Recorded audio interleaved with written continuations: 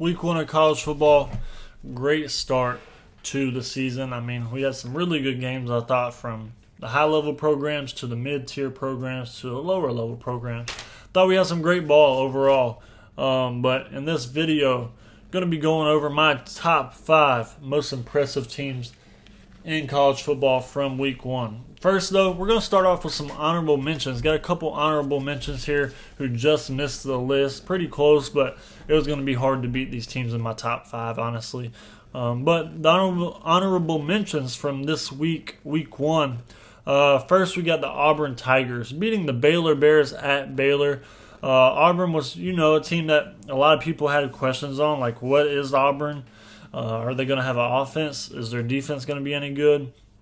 So they went out and played a really good game. 38-24.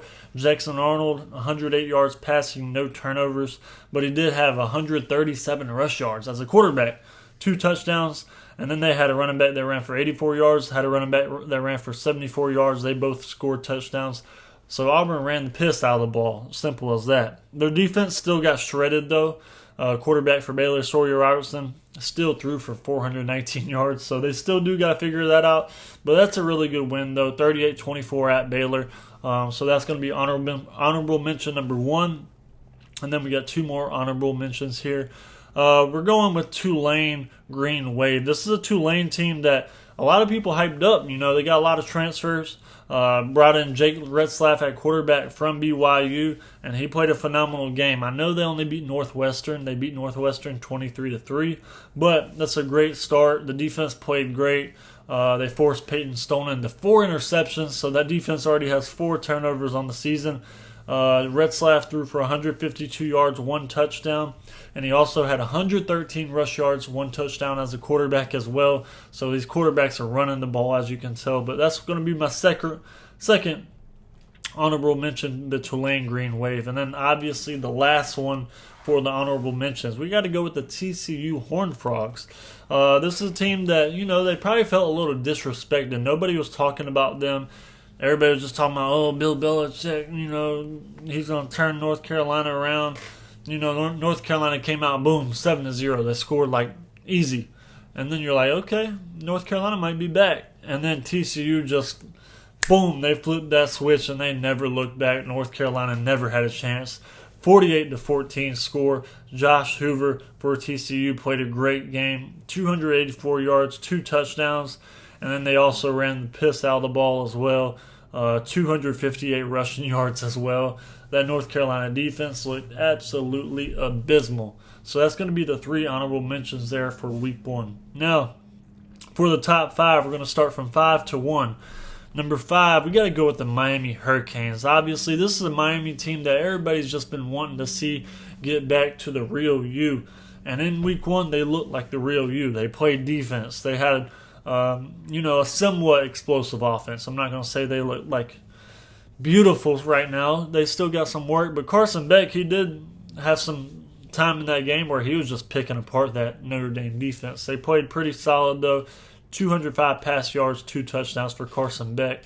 They also had 119 rush yards.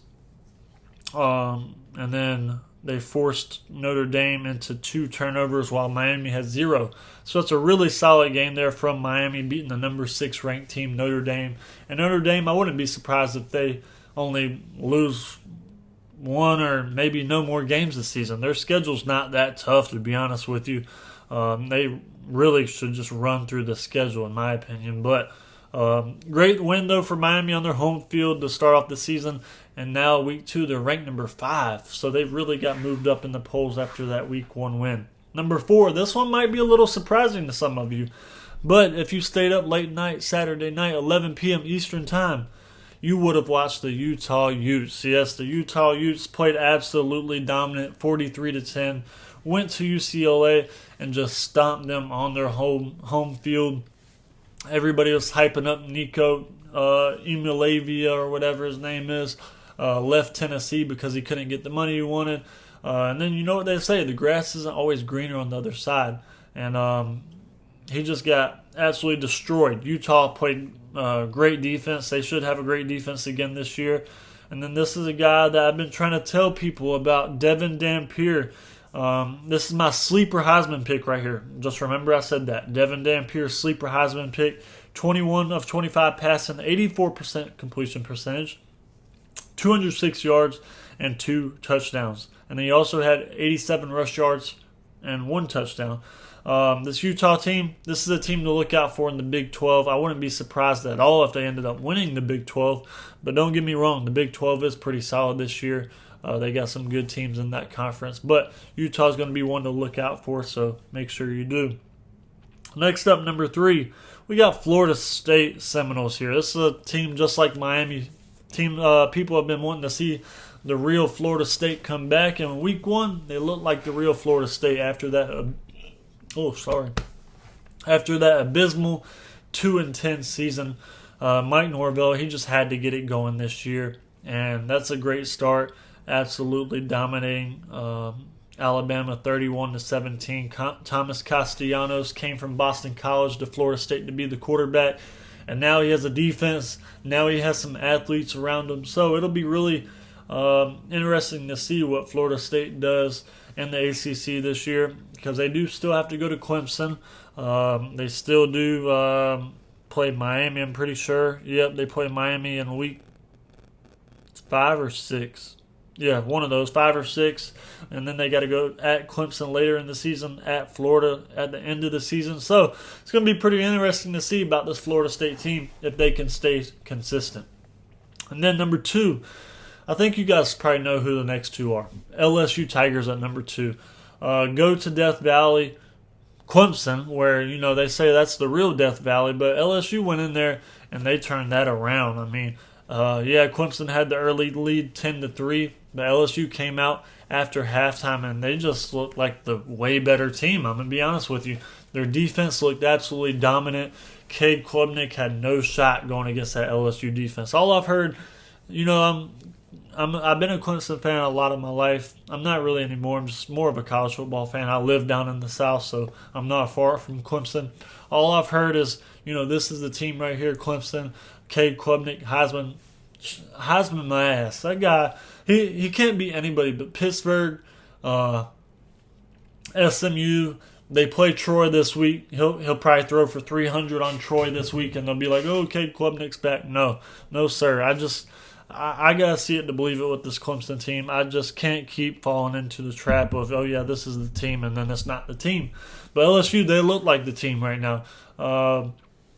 Defense, and then Garrett Nussmeier at quarterback. I just looked yesterday. He's now the leading. He's now leading in the odds to win the Heisman. Lenore Sellers is right behind him in the odds. But LSU going to be another one of those teams that could be scary in the SEC. And then obviously number 1, we're going to Ohio State, man. Ohio State coming off a national championship, and once again, do they win it back-to-back? I mean, that's hard to do, but do they win it back-to-back, man? I mean, they looked really good. I know they're on their home field. I know they were playing Arch Manning, who, it's another guy that was getting all the hype. Ohio State probably kind of felt disrespected. And that defense, they just looked, outstanding. I still do think we got to see a little bit more from the offense, though. Julian Saint at quarterback, he didn't play great, didn't play bad, you know what I mean? But he did keep the ball away from trouble, didn't really have any turnovers or anything like that. So I still would like to see the offense, a little more explosive, but that defense still looks just good right now, man. And Ohio State, they're making the case that they might, get back to that final part of the playoffs once again. But, let's just go over the honorable mentions and top 5 real quick. Honorable mentions, TCU, Tulane Green Wave, Auburn Tigers. And then we got number 5, Miami Hurricanes. 4, Utah Utes. 3, Florida State Seminoles. 2, LSU Tigers. And 1 of the Ohio State Buckeyes.